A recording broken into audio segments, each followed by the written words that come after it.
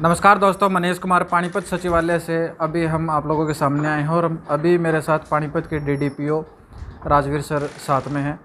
Corona महामारी वैसे तो सारे संसार में, सारे देश में फैल रही है, पैर पसार रही है। मैं पानीपत की बात करूंगा। पानीपत के अंदर कुछ 5 सेंसिटिव एरिया के अंदर आइसोलेशन सेंटर बनाए गए हैं। हम उनकी जानकारी लेने के लिए हैं। सर नमस्कार, आपके हमारे चैनल पर स्वागत है। कौन कौन से वो 5 सेंटर है और नांगलखेड़ी पानीपत में है, चुलकाना समालखा ब्लॉक में है, बपोली खुद ब्लॉक है, मतरोड़ा गांव मतरोड़ा ब्लॉक में है और डिडवाड़ी इसराना ब्लॉक में है। सर इनकी हम सुविधाएं की बात करें, क्या कुछ इसके अंदर हमें सुविधाएं मिलेंगे? क्या कुछ मतलब जो पेशेंट जाएंगे तो या जिसके घर से पेशेंट जाएगा वो कैसे अपने आप को सिक्योर फील करेगा? 5 दिन पहले प्रशासन को सूचना मिली थी भी इन गांव में कोरोना के कुछ केस आए हैं, तो उसी टाइम उपायुक्त महोदय ने ऑर्डर जारी करके हेल्थ टीम को वहाँ भेज दिया था सभी गाँव में, और जिन जिन लोगों को थोड़ा मामूली बुखार भी था उनकी चेकिंग करवा दी थी। और हमने सभी गांव में अब भी ये आइसोलेशन सेंटर हमने स्थापित करवा दिए हैं इन गांव में। बड़े गांव में हम वो करवा रहे हैं। बड़े गांव में 10,000 की पॉपुलेशन जो है उसमें हम 10 बेड लगा रहे हैं, और छोटा गांव है उसमें 5 बेड लगा रहे हैं। ये सार्वजनिक स्थान पर लगेंगे, जैसे पंचायत भवन है, कॉमेडी सेंटर है, या राजीव गांधी सेवा सेंटर है, या स्कूल है, और जैसे समालखा प्रॉपर में पीएचसी सीएचसी जिन गांव में हैं वो ऑटोमेटिक उन गांव में सेंटर स्थापित किए जा रहे जाएंगे। हाँ, जैसे अब हम इन सेंटरों में बात की जाए, सुविधाएं क्या कुछ इसके अंदर मिलेंगी? सुविधाएं जैसे 11 तारीख को परसों additional chief secretary health department ने मीटिंग ली थी सभी वीडियोस डीडीपीओस की। उसमें ये आदेश हुए थे कि 2 टीमें मिलेंगी। इसमें गांव में 2 प्रकार की टीमें होंगी।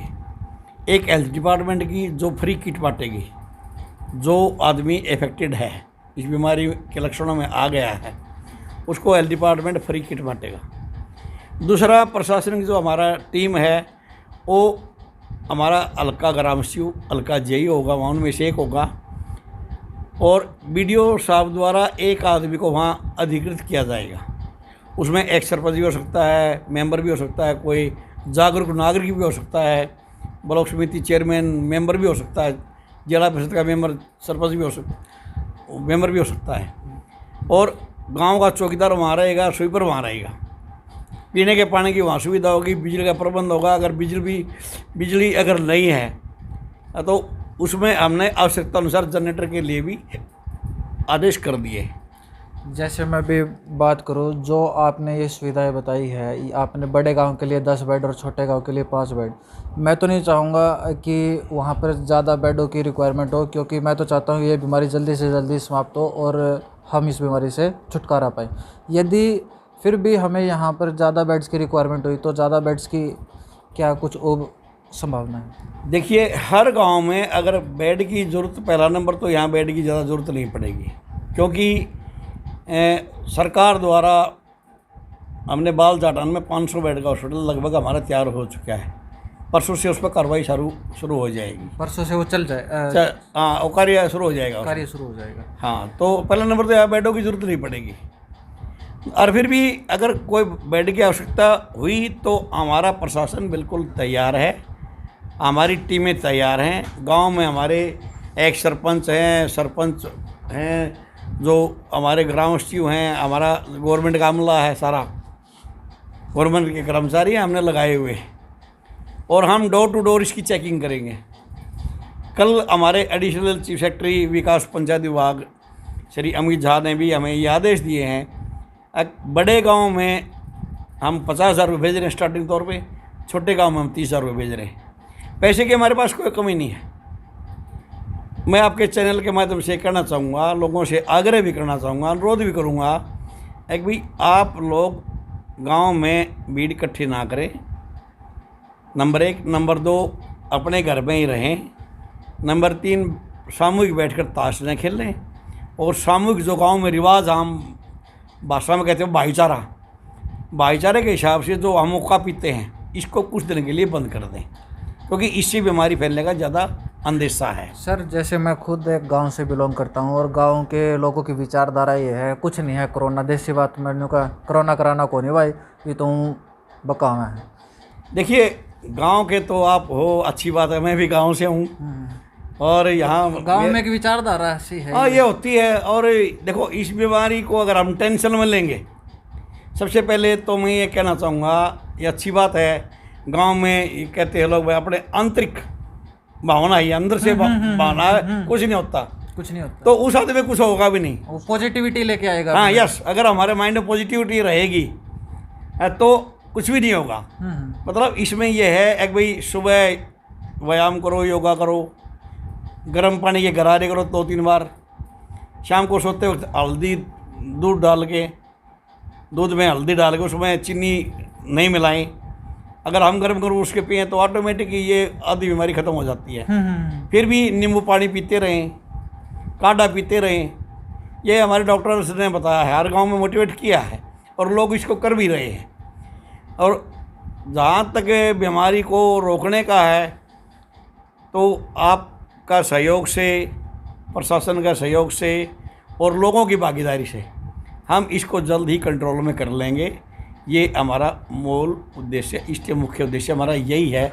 इसको हम बढ़ने नहीं देंगे, इसको बिल्कुल माइनस पर लेके आएंगे। अभी एक बात और सुनने में आई, गांव में ठिकरी पहरे लगाने के आदेश दे दिए गए हैं, क्या कुछ करना है? गांव में ठिकरी पहरे हमने लगा दिए थे, पिछले हफ्ते लगा दिए थे। बाहर से जो भी नागरिक आता है उसका उसी टाइम आइडेंटिफिकेशन होता है, वहाँ जांच पड़ताल की जाती है, उसके हैंड सैनिटाइज़र करवाए जाते हैं। अगर उसके बीमारी के लक्षण हैं तो उसके परिवार जिस भी घर में आता हो, जिस भी रिश्तेदार के पास आता है, तो उस गांव उस घर के मालिक को कहा जाता है एक भाई इसकी बीमारी के लक्षण हैं, इसको चेक करवा लो। तो लोग इसको ऑटोमेटिक अपने आप ही जागरूक हैं इस मामले में, और सैनिटाइज़र और सारा प्रबंध किया हुआ है। हमने एक हफ्ता पहले भी सभी गांव में सैनिटाइज़र का प्रोग्राम शुरू कर दिया था। 70% से ज़्यादा हमारे गांव में सैनिटाइज़र हो चुका है। पानीपत के सभी गांव में सैनिटाइज़र 70% काम हो चुका है सैनिटाइजर। हाँ, और काम हमारा चल रहा है। हाँ, तो अभी हमारी जैसे बातचीत हुई है, तो सर लास्ट में आप मैसेज क्या देना चाहोगे जो गांव वाले हैं? मैं ग्रामवासियों से यही अनुरोध करूंगा भाई इस महामारी को आप हल्के में ना लें। ये बहुत ख़तरनाक वायरस है और ये हवा के बेस पे भी आ रहा है। तो इसको यही अनुरोध करूंगा मैं, एक भाई अपने घरों में ही रहें, अपने बच्चों के पास ही रहें, और जिसमें कोई भी लक्षण है उसको भेज उसी टाइम टेस्ट करवाएं। अगर कोई दिक्कत आती है तो हम प्रबंध कोशिश हमारी गांव में ही उसकी घर में ही आइसोलेट करने की होगी। अगर वहाँ घर में जगह नहीं है तो सार्वजनिक स्थान पर करेंगे। फिर भी अगर कोई ज़्यादा दिक्कत है तो हमारे पास 500 बेड का हॉस्पिटल एक एक्स्ट्रा तौर पर तैयार भी हो गया, और हमारे 29 हॉस्पिटल में पहले ही ये कार्रवाई गवर्नमेंट की तरफ से चली हुई है। यहाँ किसी भी नागरिक को कोई दिक्कत नहीं आने देगी। हम यहाँ सभी प्रशासन है ये पानीपत की जनता के साथ है, साथ था और साथ रहेगा। ठीक है, धन्यवाद सर। तो अभी हमारी बातचीत पानीपत डीडीपीओ सर से हो रही थी, तो उन्होंने जो जो चीज़ें हमें प्रिकॉशंस करनी हैं, अवेयरनेस थी, वो सारी चीज़ें बताई हैं। तो मैं भी अपने चैनल के माध्यम से अपील करना चाहूँगा कि यदि ज़रूरी काम हो तभी बाहर निकलें, अन्यथा बाहर ना निकलें, अपने घरों में रहें, सुरक्षित रहें।